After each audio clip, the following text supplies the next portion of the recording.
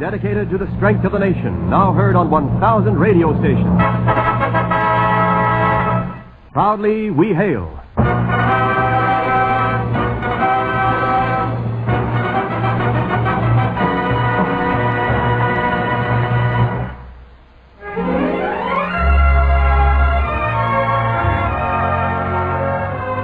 Yes, Proudly We Hail, starring Ruth Warwick in The Angel of Clarksville, a United States Army and United States Air Force presentation.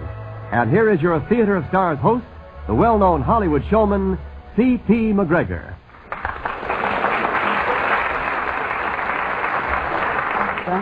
Thank you. Greetings from Hollywood, ladies and gentlemen, and welcome again to Proudly We Hail, where each week you meet your favorite star in a story we're sure you'll like. Of all the actresses who made radio a stepping stone to motion pictures, none has achieved more dramatic success than our star, Ruth Warwick. Ruth is a distinguished alumnus of that very famous radio repertory company, the Orson Welles Mercury Theater. And we're delighted to welcome her back to the microphone in the starring role of Nellie Johnson in our tender and moving drama, The Angel of Clarksville. We raise the curtain for Act One in a moment. But first, a brief message from Wendell Niles. Guardians of the Peace. That's your regular Army and U.S. Air Force. But who are these guardians? They are the young men from your town and from towns, farms, and cities all over the United States. They are alert, ambitious young men. They are improving themselves by education and by training. They are following worthy careers in a worthy work, the work of keeping the peace. This is your regular Army and U.S. Air Force. Now, once again, our producer. And now the curtain rises on Act One of The Angel of Clarksville, starring Ruth Warwick as Nellie Johnson.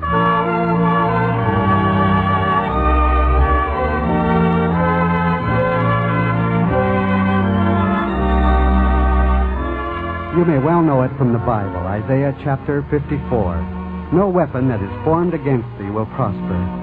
I'm sure no one demonstrated that great truth more eloquently than Nellie Johnson.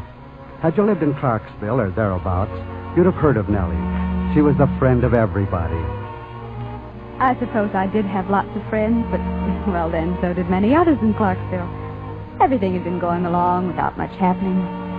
Till that night, Fred came home so late. Fred's my husband. He worked at the bank. I was sewing when he came in. That you, Fred? Yes, Nellie. Where's you been? Uptown. But it's so late, Fred. I know it's late. You've been out so much at night.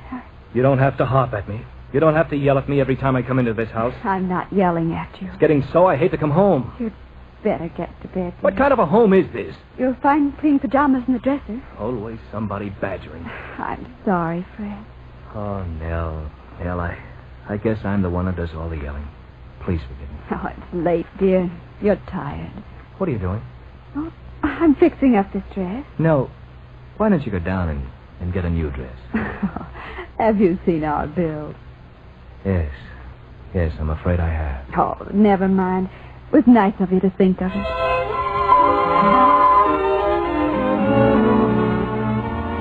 Fred had always been like that. As long as I could remember. Even in the few short years ago that seemed so long ago. Even in that wonderful time of dreams. Hey, Nellie! Yes? Wait a minute. Hello, Cookie. Who are you being so familiar? I'm your favorite boyfriend, remember? I most certainly don't. Nellie, where you going? Why, to school, silly, of course. Not that you'd even know the way anymore. Nellie, it's too nice to go to school today. Oh, it is. Sure, come on. Take a walk with me. No. Ah, Nellie, what are you going to do inside that old school? Nothing. But with me, I'll pick you out a couple of dreams right out of the sky and make them come true. Well, You can't say no to me, Nellie. You know that. Why, Nellie, someday when you and I get married, I'm going to say, what do you want more than anything else? And what did you say? Well, I don't know. I'll probably say I want you. No, that's taken for granted. What do you really want? A car? A chauffeur to drive it? Clothes? Well, yes, I would like a pink organdy dress. Yes, a beautiful pink organdy dress. One dress? Why, listen, Nellie, I'll buy you a whole closet full of them.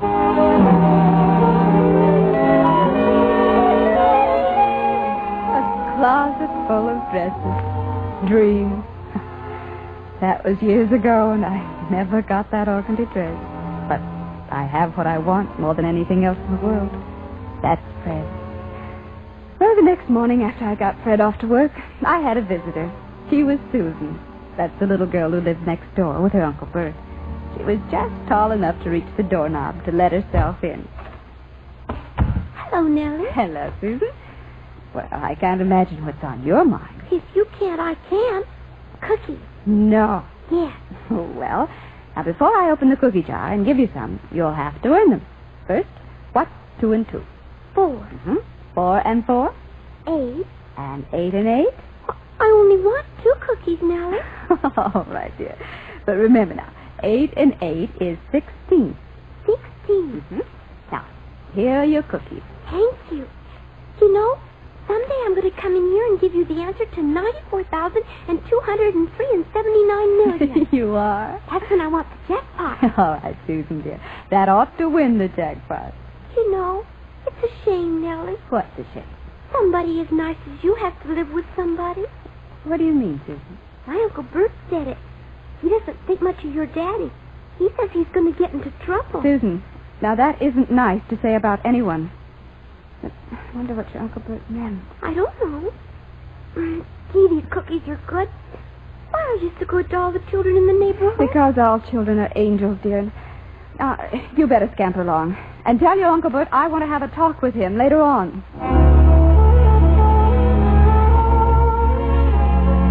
Why is it that you fly on the high winds one minute and only to go into a tailspin the next? Is that the only way of life? I thought of Susan, how dear she is. And I thought of Fred and myself. This was long before Susan and Uncle Bert moved next door. I thought of Fred and me, that mad ride through the night, our baby. Well, what do you think of this bus? It's fine, but you're driving so fast. Fast? Are you kidding? Why, I haven't got this baby halfway to the floor. Watch us go now. Fred, the doctor said to be careful. How's that acceleration? Fred, did you stop at the tavern? Hey, take it easy. Fred, look out. Look out there.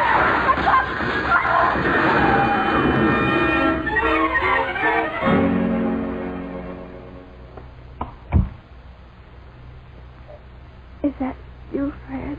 Yes, Nellie. Where am I, Fred? Where am I? You're in the hospital, Nellie. Oh. What did the doctor say? You're going to be all right. Yes, but... Oh, Fred, I wanted my baby. I wanted my baby.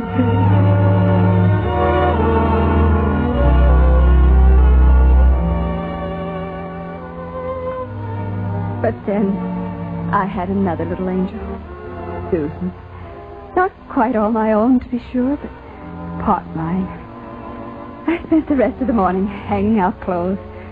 Susan and Uncle Bert came over early that afternoon, just as I was about to start over to his place.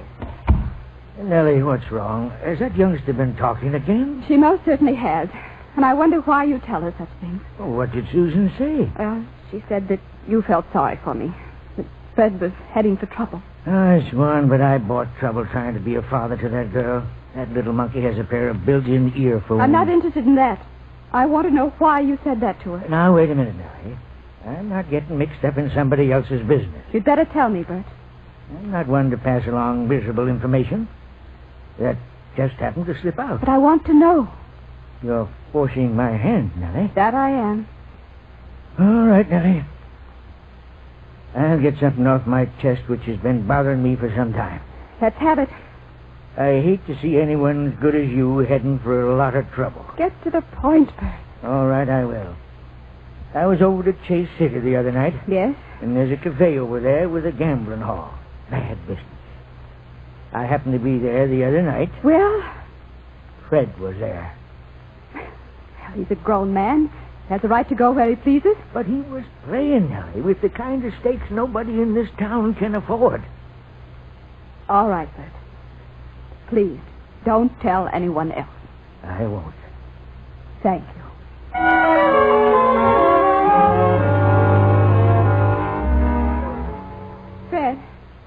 Where are you going tonight? Into town. Why? I've got business, that's why. Fred, Bert saw you in that place. You've been gambling. All right, so I have. But why? Tell me why. Because I want a few things $60 a week at the bank won't buy. Because I want you to have some of the things that have been denied you. Well, you'll never make it that way. I'm doing all right. Never. Fred, remember. You used to say to me, I'll pick you out a couple of dreams right out of the sky and make them come true. Sure, I remember. When will you understand, Fred, that I have the only dream I ever really wanted? You. Oh, Nellie, don't talk like that. You make me feel terrible. Fred, you always did get your way with me. But I'm asking you, please leave the gambling alone.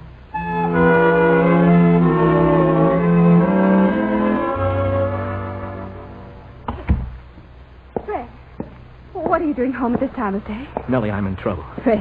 Serious trouble. Fred, what's happened?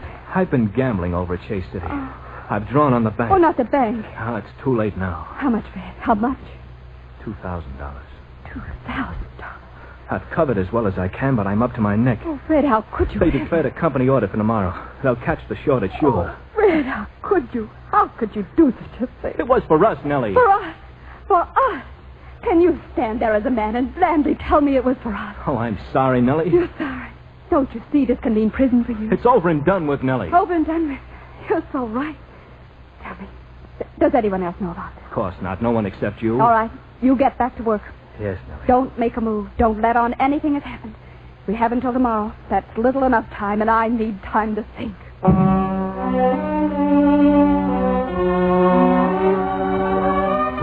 I hustled Fred off to the bank, but I scarcely had time to consider anything.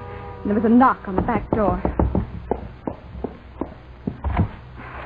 Oh. Excuse me, Nellie. Is everything all right? Oh, yes. I'm sorry to bother you, but Susan is very sick to her stomach. I don't know quite what to do. Oh, well, I think I know what's wrong. I'll be right over.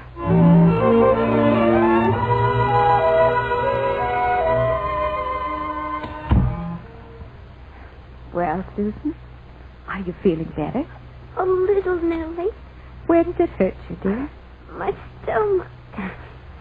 Just as I thought, Bert. No temperature. No, I knew she didn't have any temperature. Susan, while I was hanging up my clothes, did you get into the cookie jar? I'm afraid I did. Susan. I ate all the cookies in the jar. I hit the jackpot. Well, Susan, I'm afraid we're in the same boat. I just hit the jackpot, too.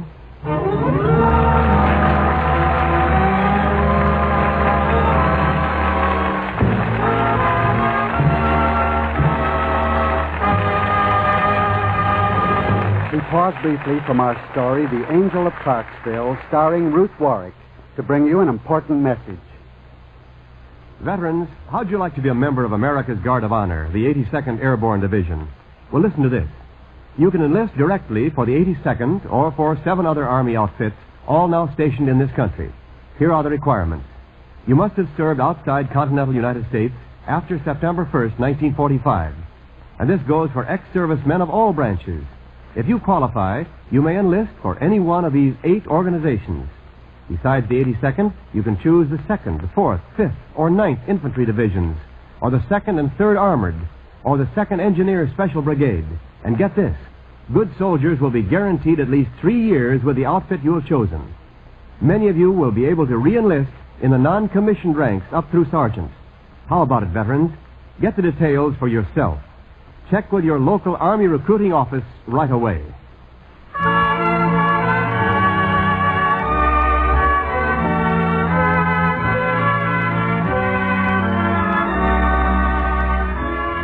And now, Act 2 of The Angel of Clarksville, starring Ruth Warwick as Nellie Johnson. With her husband facing prison as a result of having gambled and lost $2,000 of the bank's money, and with but 24 hours to replace it before the bank audit is made, Nellie frantically searches for a way out of the dilemma. Frantically is the word. I'd faced many things before, but nothing quite so serious as this. How to raise $2,000 in cash. I was in the midst of trying to find a solution when Uncle Bert came over to tell me about Susan. I just dropped in to report on the patients. Susan's feeling much better. I'm glad to hear that. She probably won't be over bothering you for cookies for a while. Well, I'll have to dig up something else for Susan. You know, Bert, we almost feel that Susan belongs partly to us. Well, isn't that nice? I wanted to thank you for all you've done, Nellie, but I've never really had the chance. You see, for some time now, Susan has had neither mother nor father. I've often wondered about that. So you can understand how grateful I am to you. And I knew you'd want to know the crisis is past. Well, Bert, I'm glad that one is.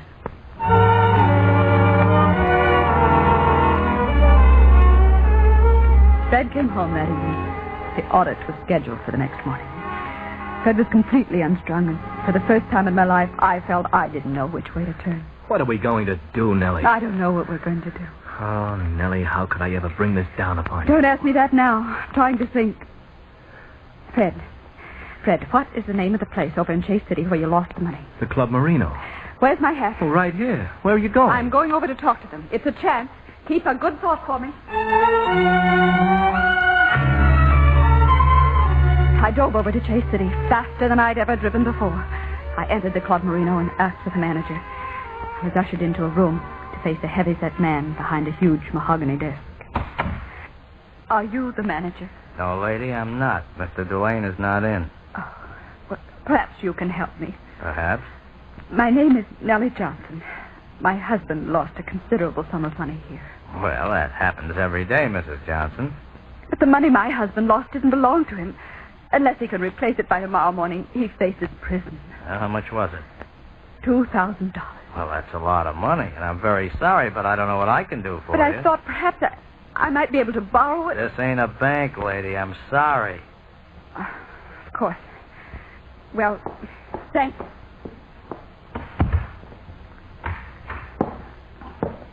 What's that, Phil? That's some dame by the name of Nellie Johnson. Trying to borrow the $2,000 her husband dropped here. Why did she come here? Evidently, the dough didn't belong to her husband. What did you say her name was? Nellie Johnson. Call my car right away.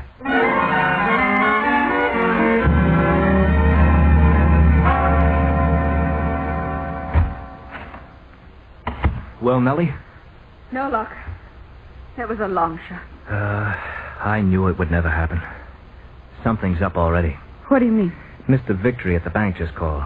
He wants me to come over to his home. Mr. Vickery. He's found out that $2,000 is missing. Oh, no. But he doesn't suspect me. He's asking me for advice on the other boys in the bank. Oh, you've got to stall him, Fred. I know.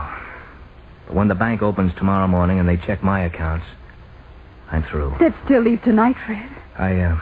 I better get over to Victory's. Yes, I'll go with you. No, Nellie, I'll walk over alone. It isn't far. I'll call you.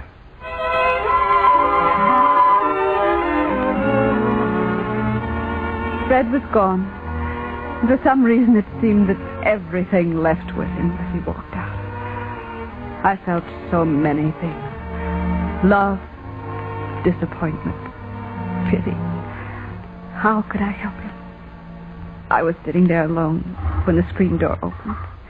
Anybody home? Come in, Bert. Susan. Hello, Nellie. Susan and I were out for a walk. She just wanted to say good night to you. Good night, Nellie. Good night, my dear. You look tired, Nellie. I do? Yes. You've been worrying, haven't you? Yes, dear. I have. I promise you I won't get in your cookie jar ever again. Please don't worry anymore. I wish that was all I had to worry about. What's this? Oh, it's nothing. I'll put Susan to bed, then I'll be back, Nellie.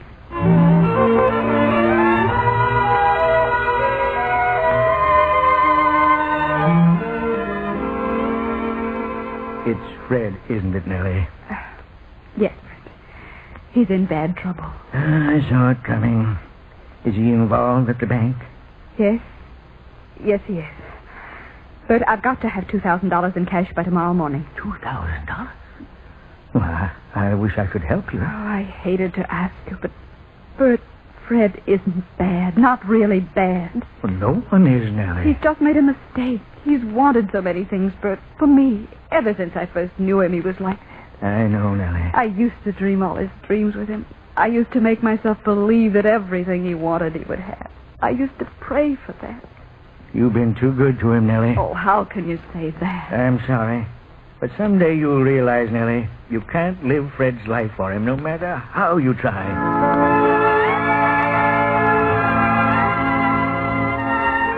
First left. For the first time since I married Fred, I had a feeling Bert was right. Perhaps it was true. Whatever Fred did, he should be held responsible.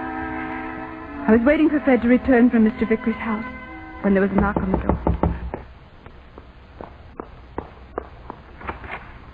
Well? Are you Nellie Johnson? Yes. I'm Tony Delane. I run the Club Marino. Oh, yes, Mr. Delane.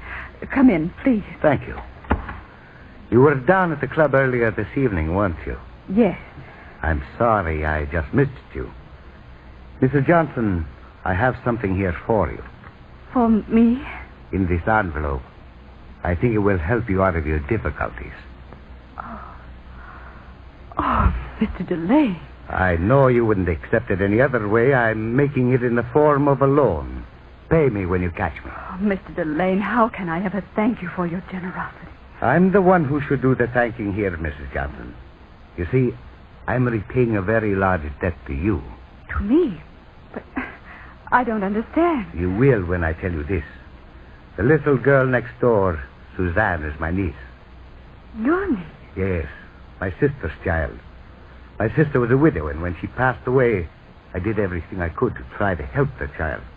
But the other side of Suzanne's family wouldn't accept my help. Oh, I'm very sorry. I very rarely see or talk to Susan's Uncle Fred, but each time I do, he has told me how wonderful you have been to Suzanne. Oh, you're very kind. I'm very grateful to you.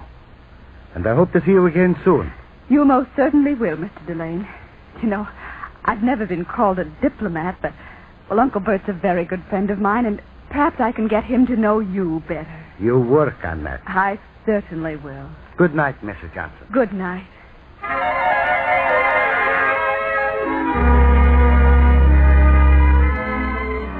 What a break. I tried to call Fred at Mr. Vickery's, but the line was busy, so I jumped in a car and hurried over to the Vickery house. When I arrived at the house, I ran up to the door. Hello, Mr. Vickery. It's Fred here. Mrs. Johnson, I tried to call you. Oh? I'm very sorry for you, Nellie. Oh, no, Mr. Vickery. Well, what could I do? Fred confessed everything to me. I had to turn him over to the police.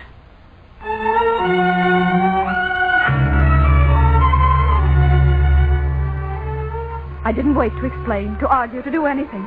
I rushed down to the police station. They had me wait in a room for Fred to enter. Oh, darling. Nellie.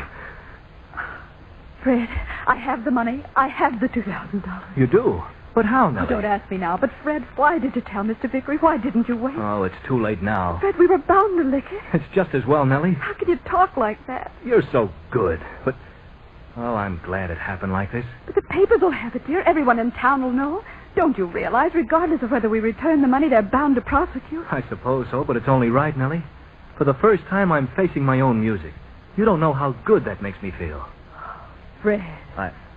I'm sorry it has to involve you. Oh, I'm not thinking of myself, Fred. Oh, you don't have to tell me that. Darling, it'll work out. This is merely an incident in eternity. A wrong that had to be corrected this way. Oh, Nellie, you are an angel. You know, darling, my mother used to tell me that angels are really pure thoughts from God. So we'll hold only the good thoughts. And whatever happens, I'll always love you. And I'll always be waiting for you. Yes, my angel. Yes.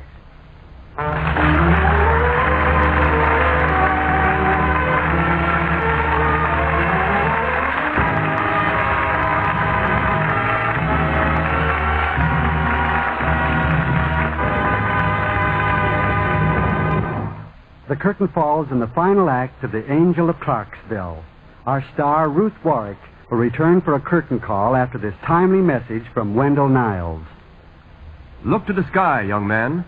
Yes, your future's in the air, and you can make the United States Air Force your career. If you have a high school education or the equivalent, you can choose the Air Force training that most appeals to you. For instance, you can choose photography or radio or communication or an aviation specialty such as control tower operation. And these are only a few of the more than 40 Air Force courses. If you really got the stuff, you can work yourself up to a well-paying position in the non-commissioned ranks. Or just as good, you can apply for aviation cadet pilot training. The aviation career plan is worth looking into, high school graduates. Why don't you talk it over at your nearest U.S. Air Force recruiting station? And don't put it off. Start your career in the Air Force right away. And now here again is our star, Ruth Warwick, and our producer. It's a genuine pleasure to welcome back to the microphone our star, Ruth Warwick, whose talent as an actress is rivaled only by her personal charm and loveliness. Ruth, we thank you. Why, thank you. It was fun, C.P. Now that you've finished Daisy Kenyon, what's occupying your time these days? Well, C.P., I'm pursuing an old ambition of mine. You are? What's that, Ruth? I'm, singing. Well, Ruth, why didn't we know? We'd have made this a musical. Oh, why not? Well, when did all this begin? Oh, a long time ago. I believe I was about 5 years old when I saw my first show. It happened to be Blossom Time, and I got the urge. That was the beginning, then. Mm-hmm. As a matter of fact, I started out professionally as a singer, but being a perfectionist, I guess I expected too much of myself. I kind of let it slide. You know, I felt the same way about my golf game many times.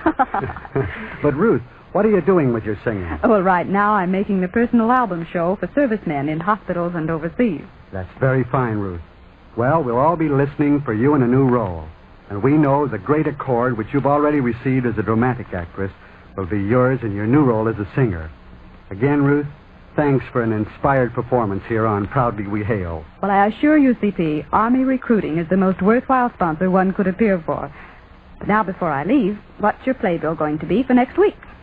We've a delightful comedy on tap for next week called No Room for Divorce. And our star will be that fine actress of motion pictures, Helen Walker.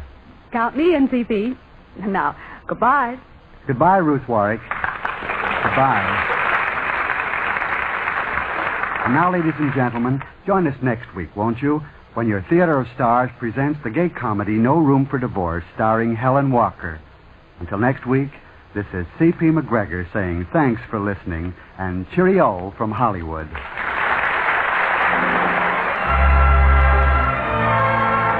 Our thanks to the Hollywood Coordinating Committee, which arranges for the appearance of all stars on this program. Music was under the direction of Eddie Scrivanik.